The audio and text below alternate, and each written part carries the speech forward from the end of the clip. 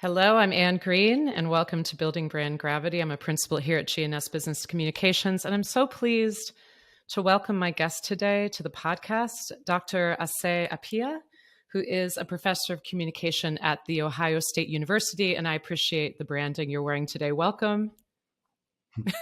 That's right. It looks good. It looks good. Before we dive in, I just want to share a few of your professional accomplishments, which are frankly really impressive, but I think they're also going to give very important context for the conversation today. So you have to listen to me talk about you for just a minute. You are a renowned communication and race scholar who's written and lectured on the impact of strategic communication messages in media on ethnic minorities and the role that stereotypes play on intergroup interaction. And boy, that's so timely in our culture today, I think, so much so. And you co-edited the book, Advertising and Persuasion in a Diverse World, and published in tons of academic journals, Journal of Communication, Human Communications Research, many more. And what was really interesting to me about your bio, and maybe you can comment on this, is it talked about helping to demonstrate to mainstream journal editors and reviewers and readers about the importance of race and why race matters in the field of communication. And I'm not sure if you just want to comment on that briefly, because I do think that forefronting that question is so important, especially in the field that we are both in our own ways. That's a great question. Thanks for the introduction. And I also want to thank you for having the opportunity to have a conversation with you today on this podcast. It's an honor to be here, and I'm extremely excited and happy. When I look at my research centers on interracial interaction, identity, stereotypes, and the effects of strategic communication messages on ethnic minorities and ethnic majorities. In my field, there have been times where I felt as though race didn't always matter. Yeah. I would submit research papers to journals, and editors or reviewers, for example, when I submitted research papers to journals, oftentimes the population that I talked about in those research papers were specific to Blacks, and which I thought is particularly important. But I would oftentimes get reviewers who would comment and say, hey, your research is interesting, but can you provide a comparison group?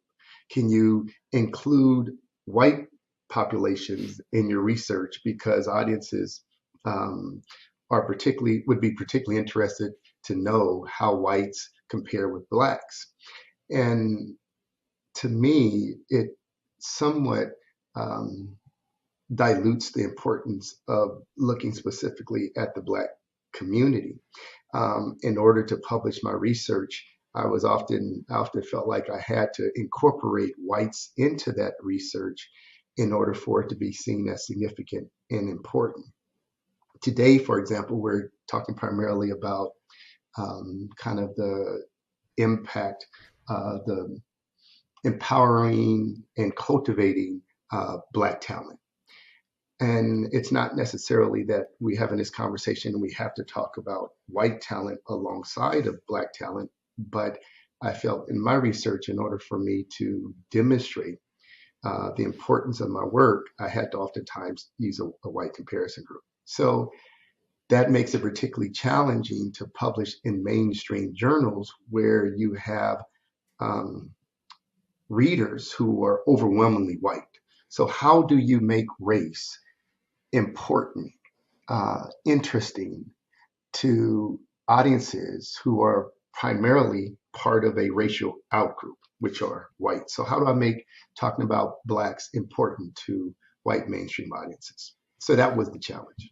That's really helpful, and it puts such good context from the very beginning of this conversation about these moments of centering whiteness that are not even on the radar of many people. You know, that we talk about dominant identities, marginalized identities, and a lot of times those are acting in ways that are subconscious for folks, I think. Mm-hmm. And what you're saying is really like, well, we have to center whiteness in this, otherwise how will it be relevant? So I agree. Let's recenter this conversation on Black professionals in this industry, and let's be really intentional about that. And one of the things we're going to talk about today And I'll get to it in a minute. I have another lead in because there's some stats I want to share with you that are going to be very familiar to you, and I'd love to Mm-hmm. get your take on them to set the stage. But we are going to be talking about a group that you also formed at the Ohio State University called BASCA, the Black Advertising and Strategic Communications Association. And I'm so excited because in a follow-up teaser to this podcast, I'm going to get to talk to some of the BASCA students.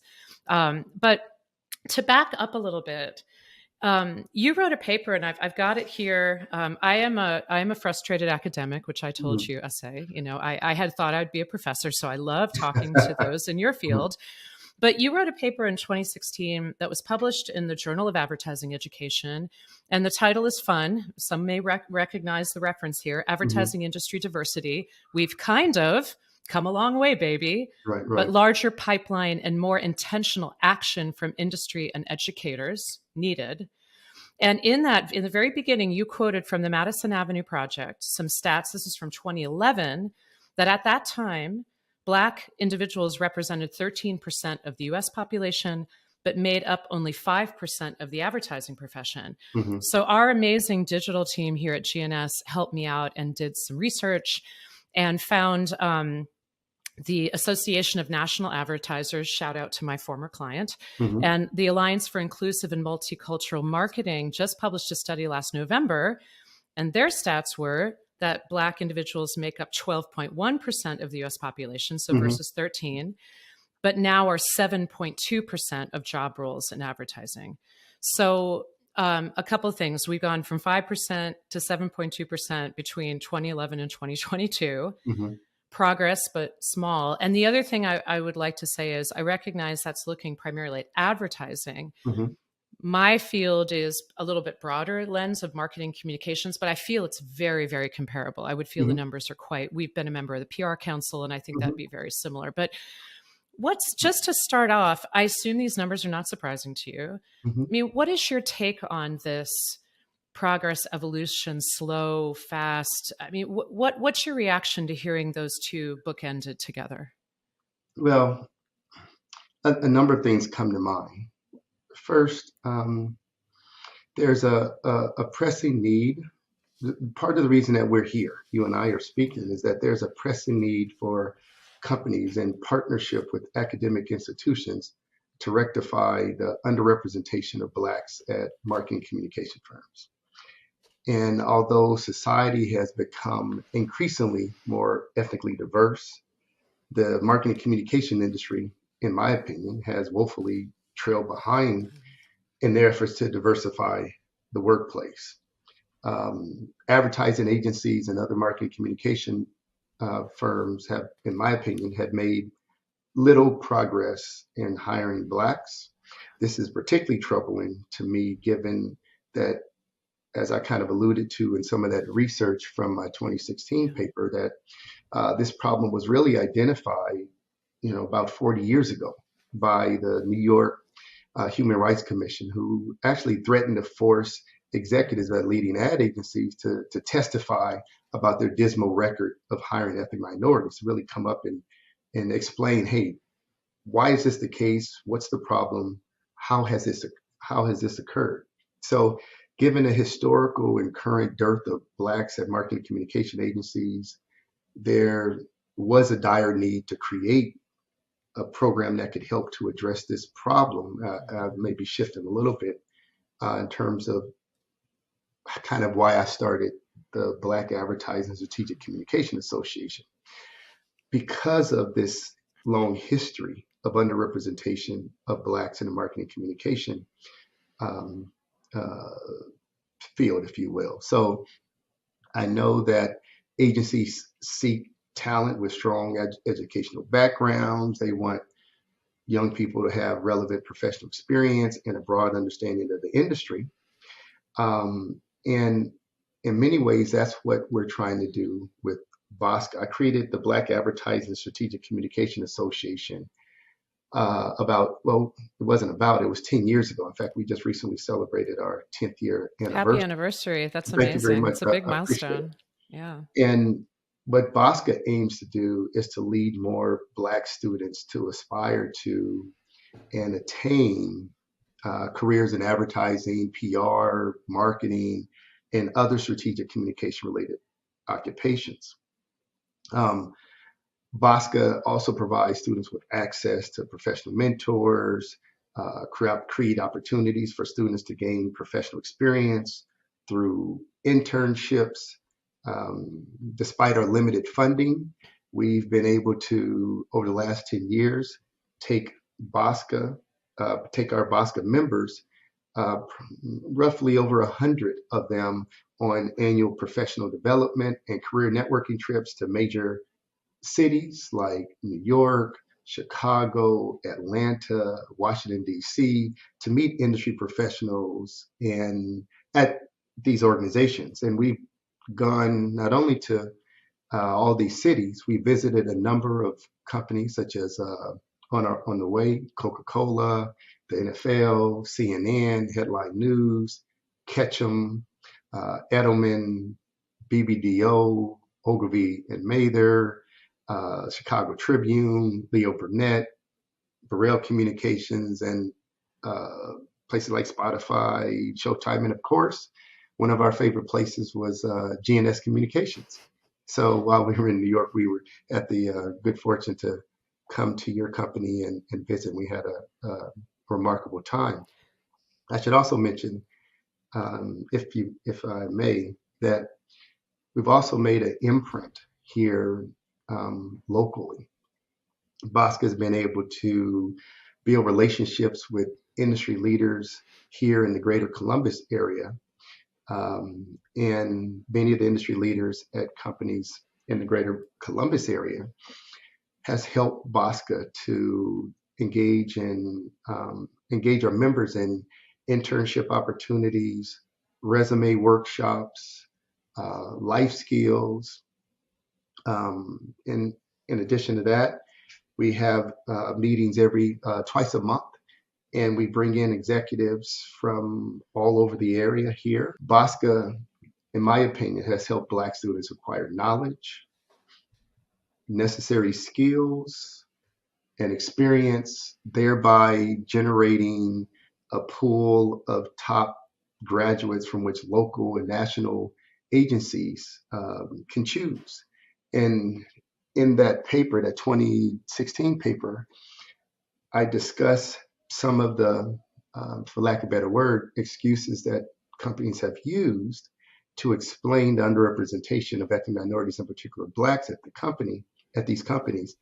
And what we hear is that although agencies express that they want to hire more ethnic minorities, many claim they cannot find diverse Oh, candidates. yes, that's been a long time trope that I've heard And, over the years. and my argument is, well, now they can, because Yes. Bosca is helping to add to that pipeline. So, You know, the pipeline piece, and I want to talk about the pipeline because you've helped me deepen my thoughts about it in reading your work and talking with you. Because this is something I've reflected on for a very long time. You know, my background as an undergrad, I was a liberal arts person. So I didn't come out of a communications background. So I'm sort of an accidental business person, accidental communications executive. But I did encounter in the late 80s, early 90s, when I was an English major and a women's studies minor, and I think I mhm, mentioned this to you when we spoke, that that was the first time that I realized as a women's studies person who really was committed to the concept of feminism, I really ran right up against an immediate and necessary and just life changing critique by authors like Audre Lorde and Bell Hooks, who made it very clear to me that feminism centered on whiteness mhm, could be a social justice movement that was also oppressive mhm, and replicating racism and systemic oppression. To get back to the pipeline, you know, I've had a lot of angst as an executive in this field, and I should, about this whole claim of we can't find the talent. Where is the mhm, talent? And that mhm, sort of sense of throwing your hands up in helplessness.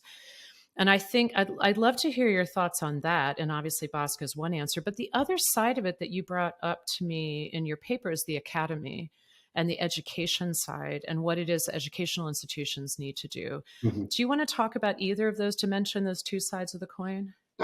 Well, I think it's a partnership.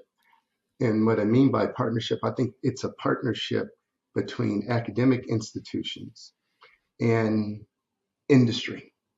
that we need to work together to develop and nurture, as you mentioned, cultivate and empower Black talent. The Academy has a responsibility on their side to increase the interest in the number of majors and strategic communication uh, related areas. What that means is active recruiting and retaining students in those strategic communication related majors.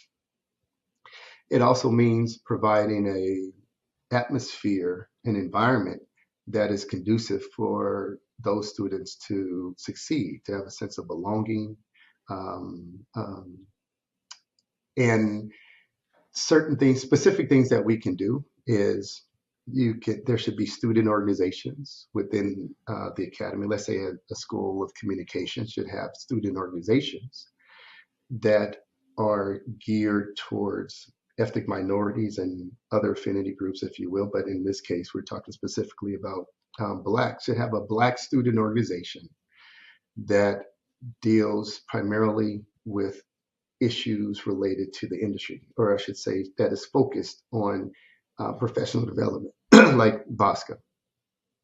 Other things that can be done is having a diversity or DEI committee within the School of Communication, because a DEI committee or some kind of chief diversity officer within the school, within the department, who can have as their job to embrace diversity, to focus on issues of retention, recruitment, um, and also whose responsibility it is to engage in connecting with students.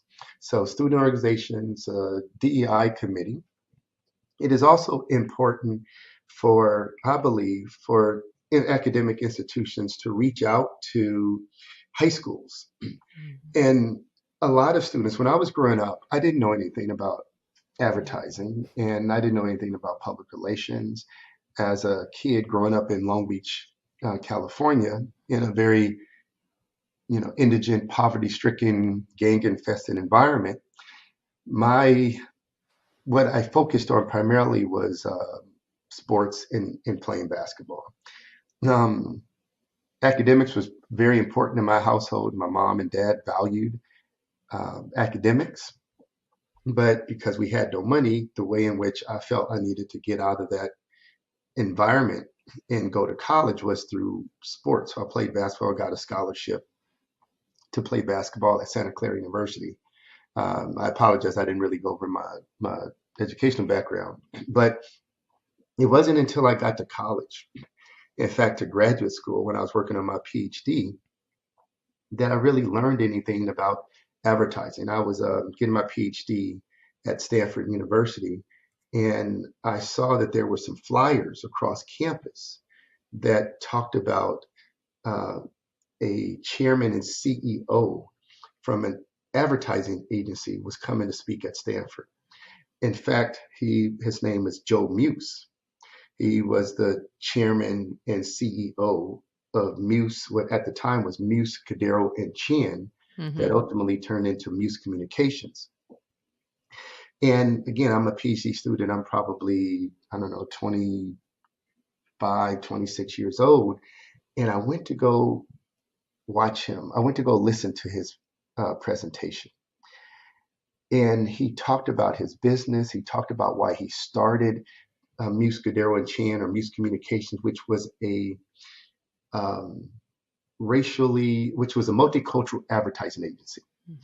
And there weren't a whole lot of them. I mean, we had Burrell Communications, which has been the standard historically, but there weren't many of those. And as I listened to him and heard him talk about how much joy, how much passion he had for advertising and the industry, and as he talked about what advertising was and what it did, it fascinated me. So this was really the first time I was able to hear about advertising, and this was coming from a Black man, chairman, CEO of an ad agency, and he was Black. So at 25, this is kind of my first introduction to advertising outside of watching television.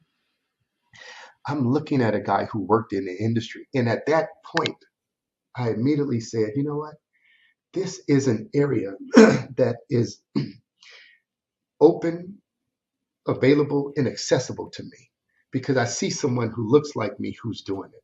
So I say that in the context of when you go to high schools, the academy, or industry professionals, and you talk to kids about what you do, it informs them not only about the industry, but they not only do they get to know about it, they can start aspiring to careers or occupations that are that they hear about, that they see people who look like them. So I think it's important for industry professionals and the academy to go into high schools and talk about advertising to get young people informed about it and to start aspiring to those careers. I think it's particularly important to have scholarships within these schools that are specific to diverse groups, and not only specific to diverse groups, rewarding and acknowledging ethnic minorities, in particular Blacks, who are excelling academically in those areas. And that's particularly important to acknowledge and to provide um, a sense of accomplishment, a sense of reward for those students who are doing well, because it lets them know that they can continue on in that field and it's a rewarding one. So, and the last thing, and I'm sorry to be so long-winded, Oh, not at all. it's important to provide mentors for young people to work with academic institutions as industry professionals, to work with young people who are aspiring to get into Marcom areas and mentor them, help to advise them on the right path, the right journey, let them know what pitfalls they may face and various challenges, but also help them understand the benefits of getting into those fields and that the field is welcoming. This is part of the larger challenge and healing of our society. And how do we understand each people as a whole? And how do we look in the face of our history Mm-hmm. and, you know, the biases we carry? I mean, it goes so deep and broad. And my field in literature is actually American literature in the 1800s, which is really a fraught time, obviously. And it's the Manifest Destiny, Fugitive Slave Act, Civil War. I mean, it's really America trying to fight for what it thought its identity would be, you know, coming from the Puritan era, even. I mean, this is anybody who hit me up if you want to talk about these things, like how did America's culture become it? But I think one of the things that at GNS, it is a journey, and there's one of the things I try to fight against, and it's something actually I think will be a big theme of mine and other leadership this year, is trying to kind of erase zero sum thinking. And what I mean by that is that multiple things can be true at one time.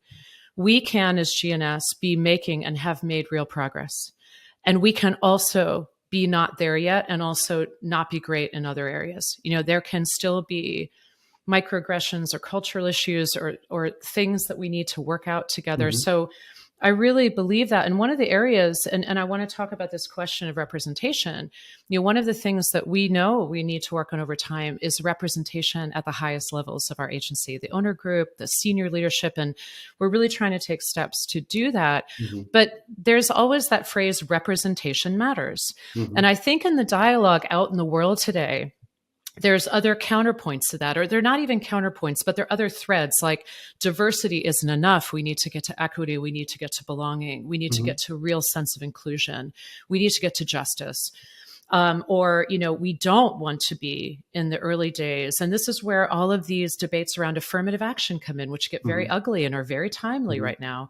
But, you know, what is it about numbers? But what you're saying, and I'd love you to reflect on it more, is that I do feel representation does matter, to see yourself in leadership, to see that it's possible.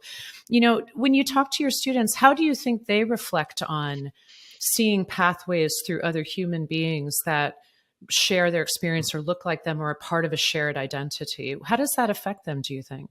Well, you mentioned a host of things, Yeah. and maybe I'll tackle the student aspect Yeah. last. Let me maybe focus on the industry part of what you were saying first, if I may.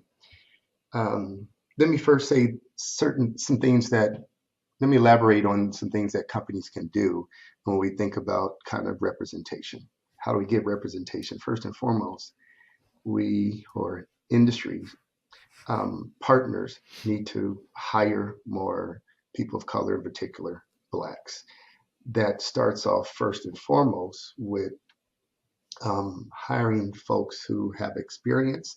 Oftentimes, no one's going to get hired unless they have some experience. How do you get experience? You can't get experience unless you Yeah. get hired.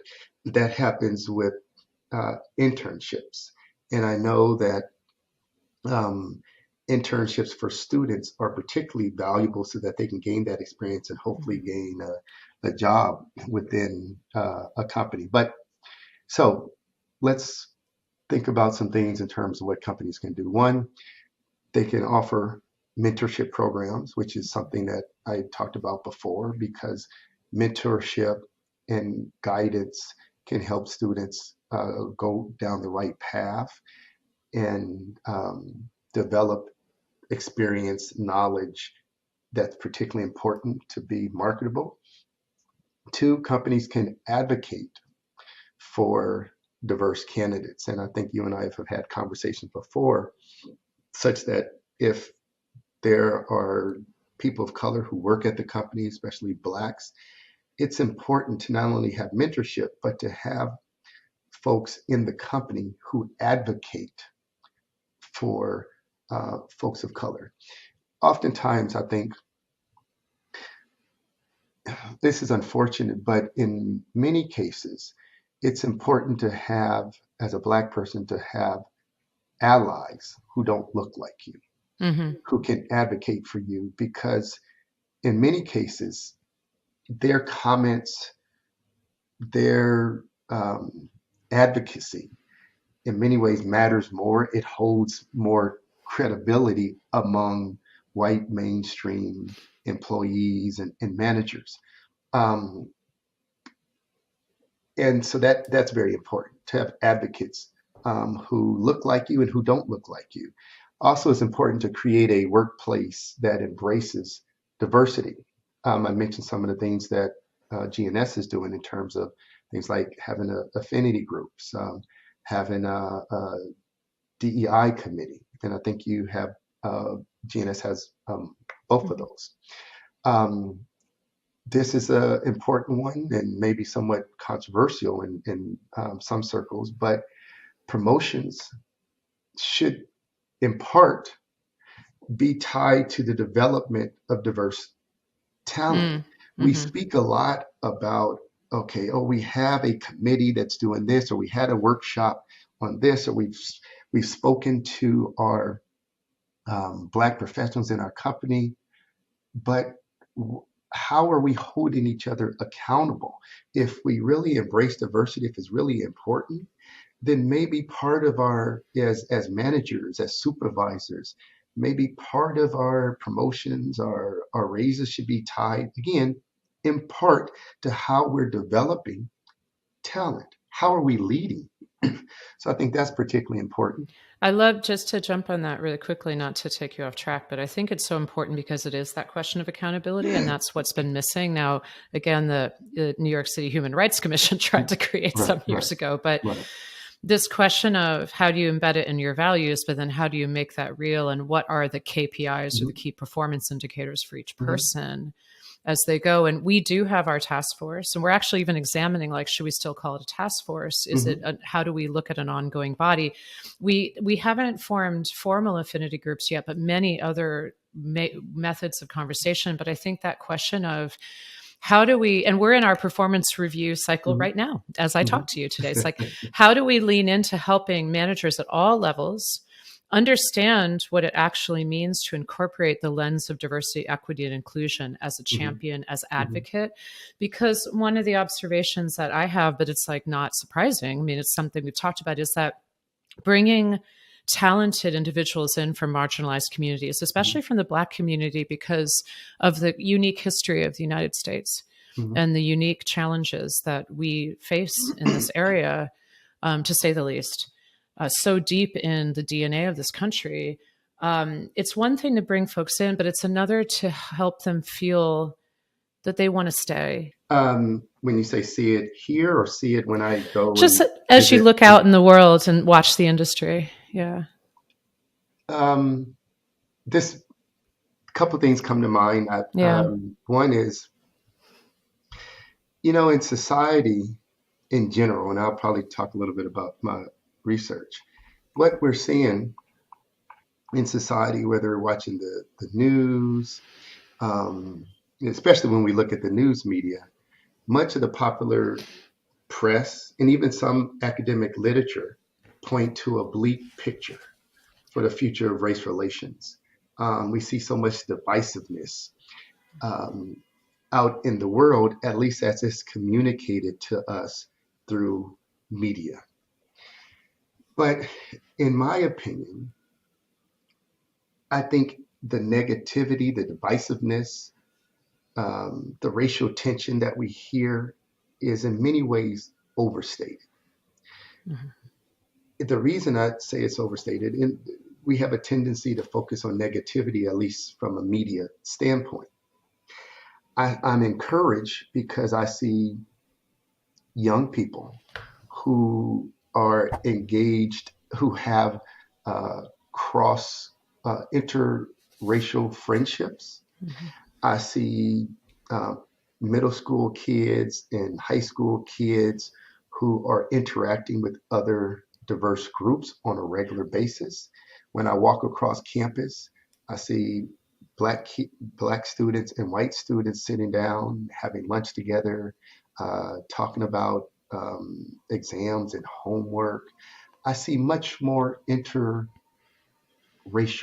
interaction, and although it's the BOSCA is the Black Advertising Strategic Communication Association.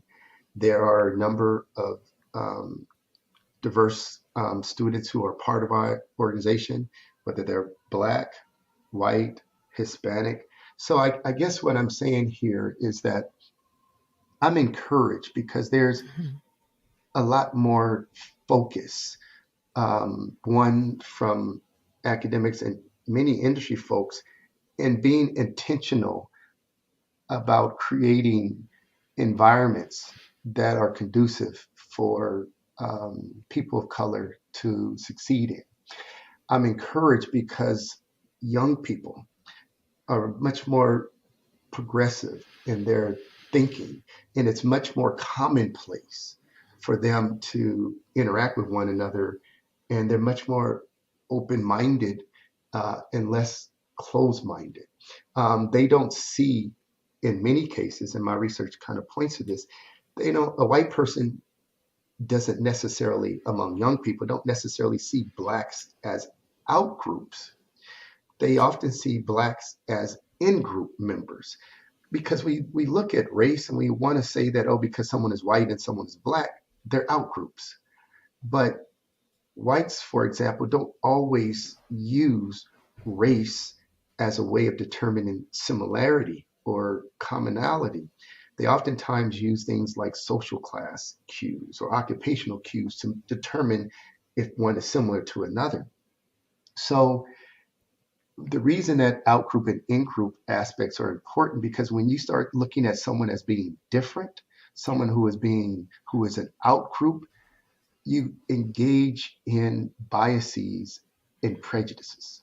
So, um, in my long-winded way of speaking, I'm encouraged because I don't see as much of that going on. And if I may, can I comment about, again, Mhm. some things I think that are important for a Yes, company please. to do? Um, I believe we talked about representation, and I think that's fantastic. When I walk across, when I'm in my office here in the School of Communication at The Ohio State University, and we have four Black faculty members.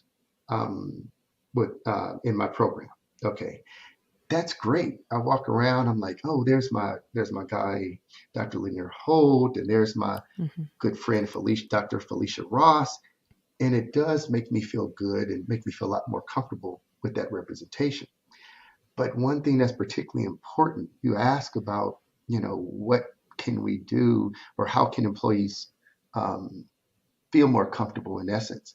Well, I think one of those things is we need to engage in more cross group communication. Hmm. I think when you're an ethnic minority, you clearly in many ways find yourself accommodating, being accommodating to that mainstream culture, and you have to communicate with your white mainstream colleagues. But that isn't necessarily the case for whites. And what I mean by cross group communication Hmm. is that we need to be intentional on making sure that when we're at the office, that we, not blacks, but we Yeah. being white folks, Yeah. aren't Everybody. indirectly segregating themselves from people of color by not engaging in some level of communication, by not creating a culture that embraces difference and diversity. So we need to be intentional by engaging in literally having conversations with people who look different from you. So whites having conversations with blacks, irrespective of what level you are, because Yeah. cross group communication leads to mutual understanding. Hmm. It leads to meaningful cross group interaction. It reduces racial prejudice. It creates interpersonal relationships and friendships. And there's something that I call the ABCs of understanding key communication processes. And this is particularly important, I think, for corporate America. The ABCs are there needs to be awareness. And what I mean by awareness is be aware of the psychological mechanisms that impact our thoughts about interactions with one another. What that means is when we come across someone, we tend to immediately make similarity Hmm. judgments. We make similarity judgments based on how people look. They're superficial, but if I'm a white person, I see another white person, that person is similar to me, I begin to think that that person is part of my in group. When I see someone who doesn't look like me, I kind of see them as an out group, and that can be manifested in biases, Hmm. even though it may not be, even though it may be implicit, there can be biases that causes you to not interact with someone who is different. So we Yeah. need to be intentional about looking and interacting, having conversations with people who look different from us outside of our first impressions of making these kind of surface and long lasting uh, uh, impressions that are oftentimes based on superficiality. B, so there's A, awareness, there's B, we need to banish bias. Love it. And what I mean by that is minimize or banish cross group bias. That means how do we do that? We engage in perspective taking of someone who is Hmm. different from Yeah. us. We engage in intergroup contact. That means literally going and, as I said before, having communication, having conversations with someone who is different. What's interesting is people generally overestimate the existence of differences between their own group and those of other groups, even rival out groups. So we tend to overestimate, differences, for example, that blacks have with whites or whites have with blacks. So we have to be intentional about banishing bias, be aware of our implicit biases, and try our hardest to be aware of that and to respond to it. And the last thing, which is C, create connections. Mm. Recognize the power to make positive and meaningful connections between groups. Take more time to make meaningful uh, connections. Um, we need more intentionality. Look beyond, as I kind of alluded to before, look beyond the surface characteristics of others. So, A, awareness, B, banish the bias, and 3, create connections. This is an amazing way. I mean, first of all, I am so heartened by your very research and data based view of, as well as qualitative, of being encouraged, because I do feel that way as well. And I think my big message for everyone is that embrace, and really with an open heart, the fact that you can be making progress and also not be there yet. And that's okay. And that's really, our industry has been as a whole very defensive. And sometimes I hear this thing of, well, we're doing everything we can. It's like, no, let's hold it more loosely. And let's be open hearted about, we're making progress. Look at it, but it's not good enough yet. Okay, great. Mhm. But I love ending with the ABCs. And just before we sign off today, and thank you for all your time. I mean, I love every time we talk, but is there any particular book or reference or website that you might want our listeners to check out, just that you think could be helpful to them? Ooh, that's Putting you on the spot here. oh man. Um, I mean, some of them I know that we've read as a group is The Sum of Us, which was mhm.